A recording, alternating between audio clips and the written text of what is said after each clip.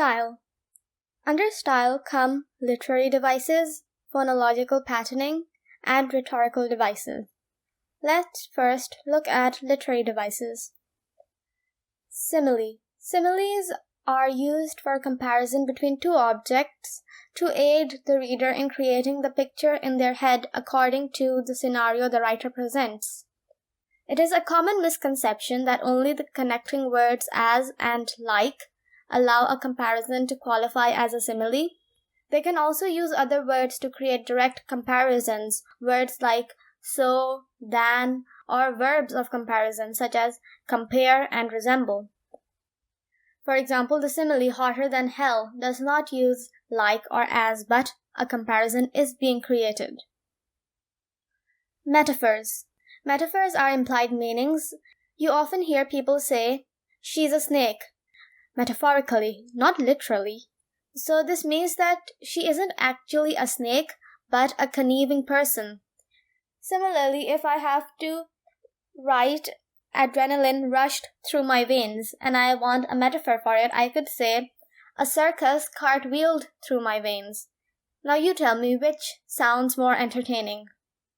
The usage of a metaphor and its implied meaning depends on the scenario and tone. You wouldn't use metaphors in official documents, right?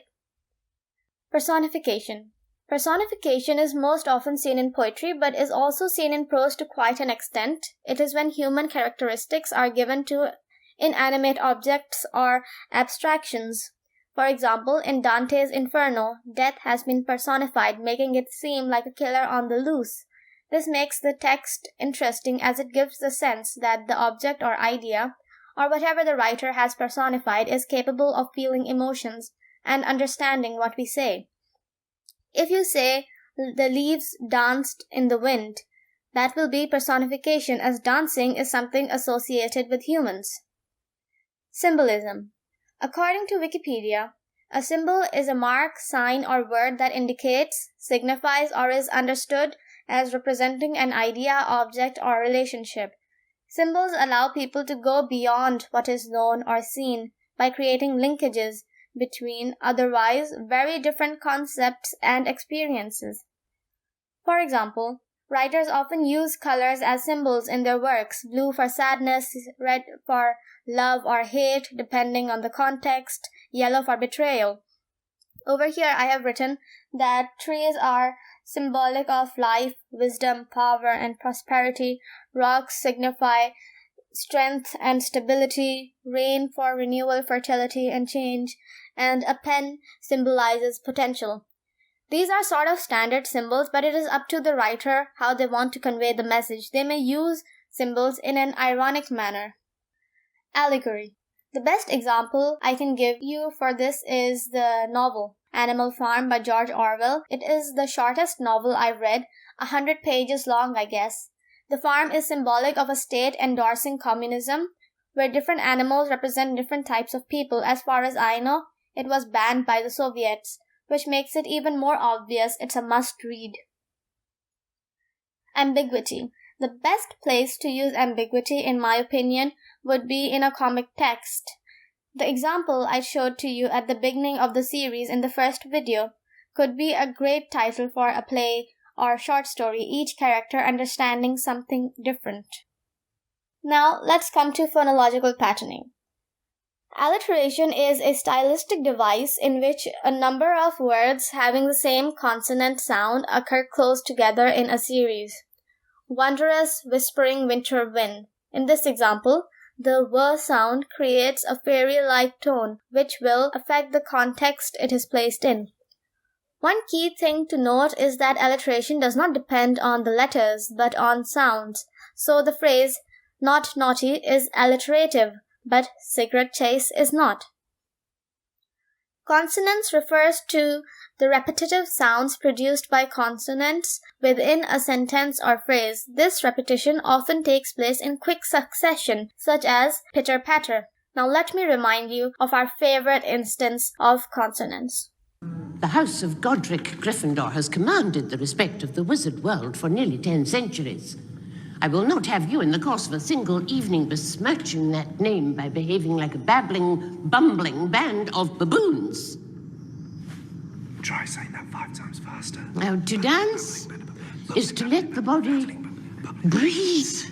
Now you must be wondering, wait, are alliteration and consonants the same thing? Well, according to yourdictionary.com, alliteration involves the first consonant sound in multiple words, where consonants can appear anywhere in the word, typically at the end.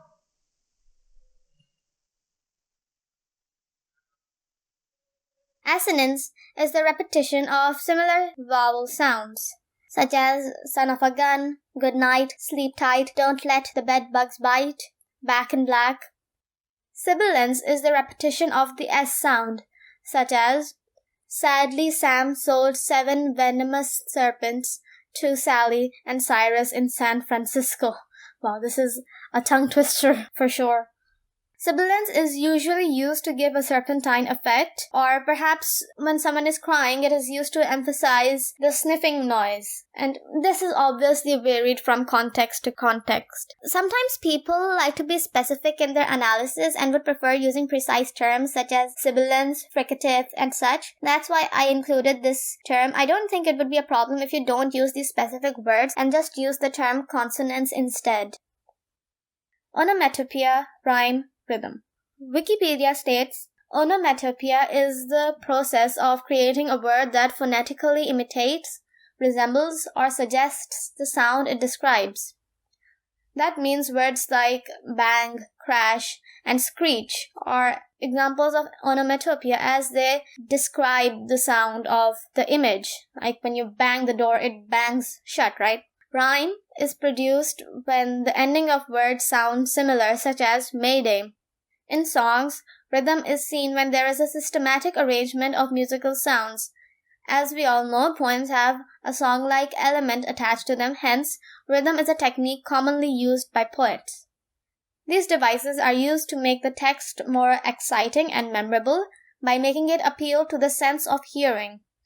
Here is an excerpt from The Bells by Edgar Allan Poe, which contains all 3 of the discussed features. You could pause the video and try to look for all of these features to give yourself a clearer understanding. Coming to rhetorical devices, let's first talk about listing. Listing is when you write a number of things back to back. They can be nouns, verbs, adjectives, whatever you want. For example, we all know that one person who keeps narrating a list of the qualities their beloved possesses. Listing gives a sense of abundance as it shows a never-ending series of things. Repetition. Repetition of a word or an idea creates emphasis on the thing and ensures the reader does not forget about the subject in question. Lastly, juxtaposition is used to create a contrast between 2 opposite things by putting them side by side.